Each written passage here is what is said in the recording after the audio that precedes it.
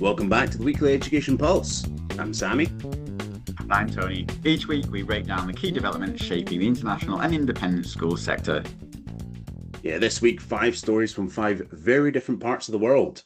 And while they each stand on their own, there's a thread running through them that is worth naming. Each story, in its own way, is about continuity. How schools, groups and systems try to ensure that what they have built, a reputation, an ethos, a learning pathway, carries forward as they grow and change. Yeah, it's one of the more interesting tensions in education. Growth almost always requires change, but the thing families are often paying for or trusting in is precisely the thing that feels most at risk when change arrives. So let's get into it. And we begin in Central Asia with a story that involves 2 of the UK's most recognised independent school brands. Wellington College has been confirmed as the new partner of Haileybury, Almaty and Haileybury Astana in Kazakhstan, with the transition taking effect from August 2027. The 2 schools are expected to be rebranded as Wellington Almaty and Wellington Astana. Yeah, the background is worth understanding. Haileybury opened its first Kazakhstan school in Almaty in 2008, the first British public school in Central Asia. Astana followed in 2011, and both schools have, by all accounts, grown significantly over the past couple of decades. So this is not a story about struggling schools. It's about Haileybury making a strategic decision about the shape of its international portfolio going forward. And Haileybury has been explicit about this. The school says it's recently reviewed its international operations and it's creating a new structure, the Haileybury Education Group, to develop partnerships differently in the UK and internationally. Its remaining international presence includes a school in Malta, which is moving into a restored Royal Naval Hospital this September, and a school in Bangladesh that opened in 2023. Yeah, and for Wellington, this adds 2 well-established schools to an international network that now spans China, Thailand, India, Nigeria, and Kenya, with the US campus also in development.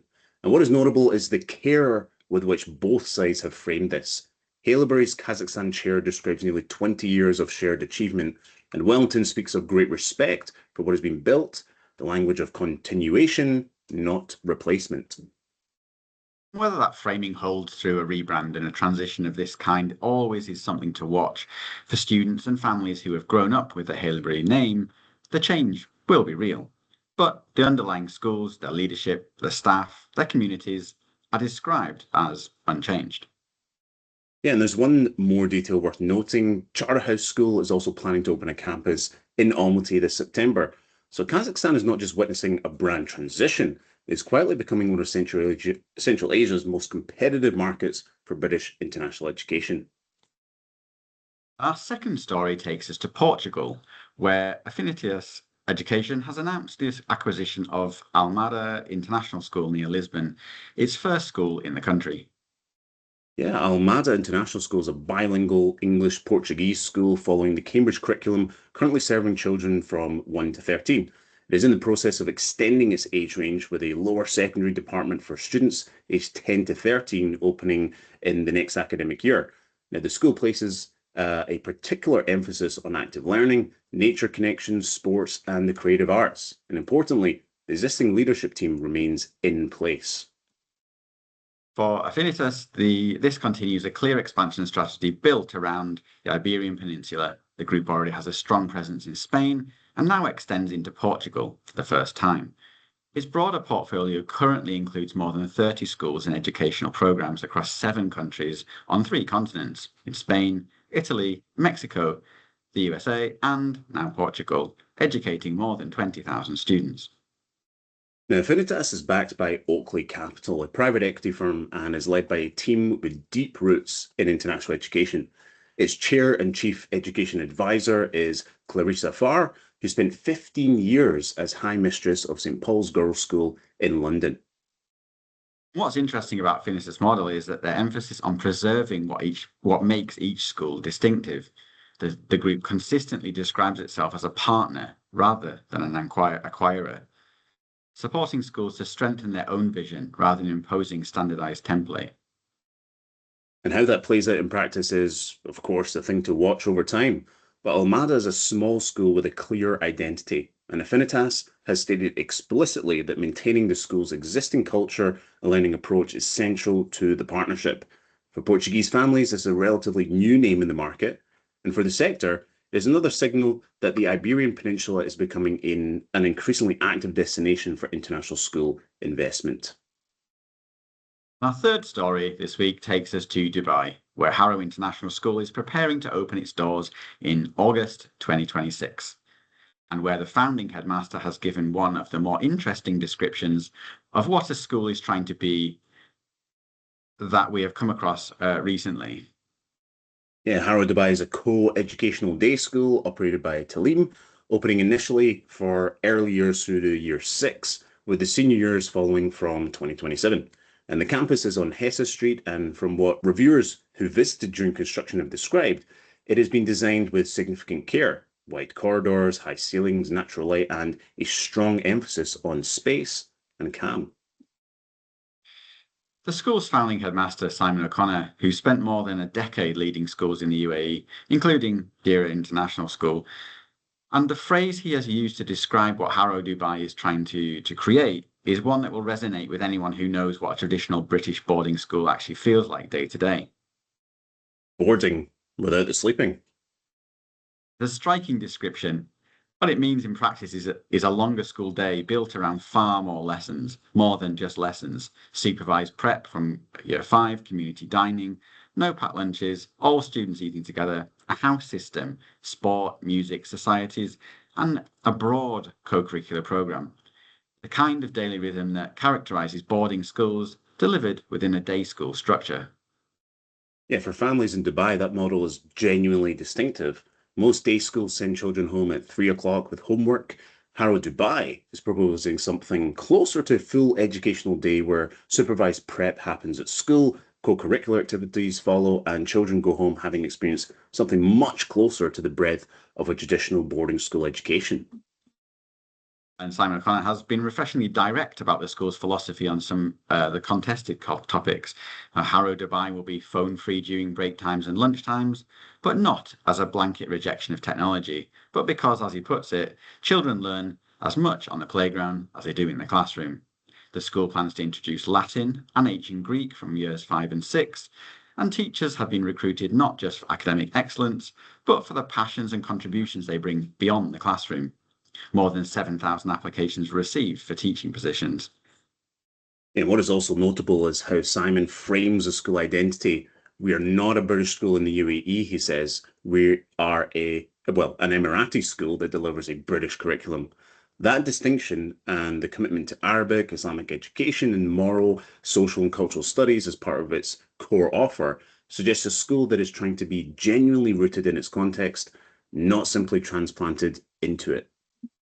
Whether that ambition is realised will become clearer once the school is open and families are experiencing it.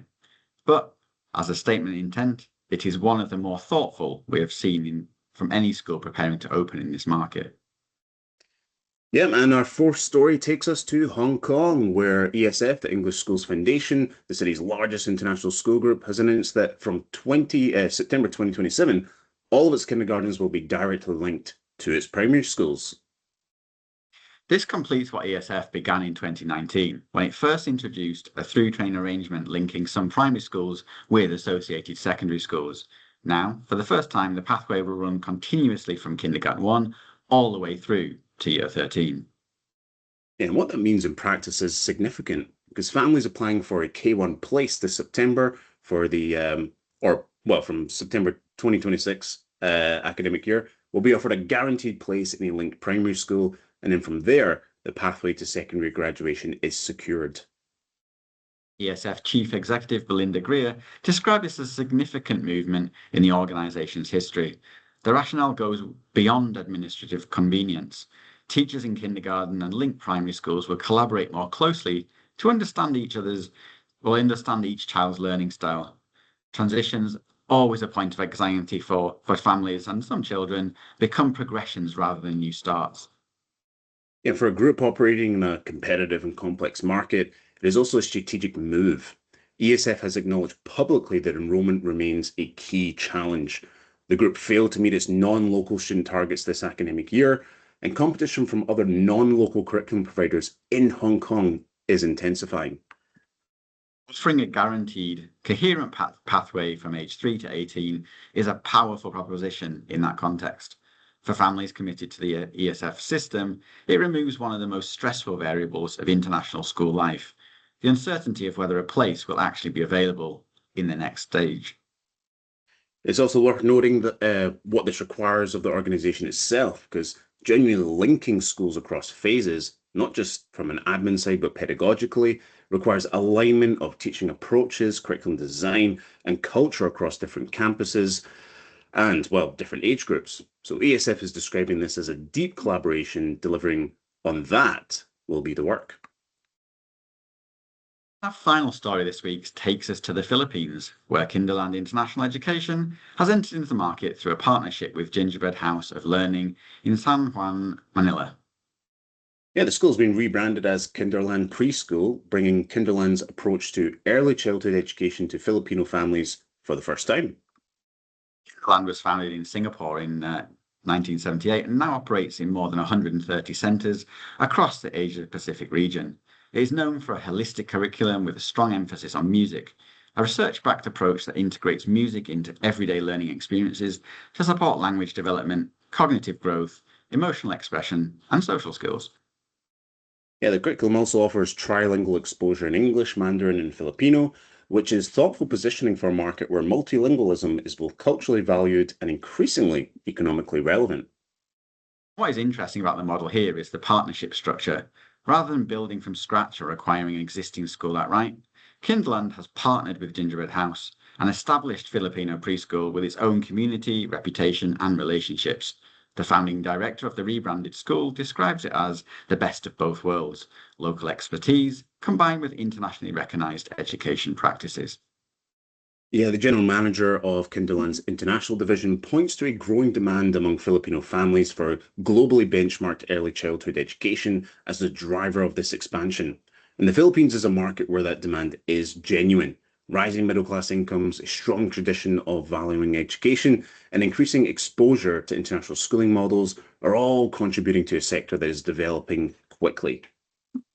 It's also worth stepping back and noting that this story represents a broader what this story represents in a broader context. We've been covering many stories this year about British school brands expanding in Southeast Asia, and this is a different kind of expansion. A Singaporean early childhood specialist taking its model to a neighbouring market through a community-rooted partnership. Different origin, different age range, different model, but the same underlying dynamic, families seeking international quality education closer to home.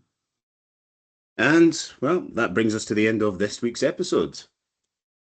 5 stories, and these were from Central Asia, Portugal, the UAE, Hong Kong, and the Philippines. And in each of them, the same underlying question in a different form. How do you build on what exists without losing what made it worth building on in the first place? So whether it's a brand transition in Kazakhstan, an early childhood curriculum crossing borders, or a boarding school ethos being reimagining for a day school context. Challenge is always the same. Growth changes things. The question is whether it changes the right things. And if there's a development in your region that we should be covering, do get in touch. And we'll be back again next week with another global update. Till then, see you next time.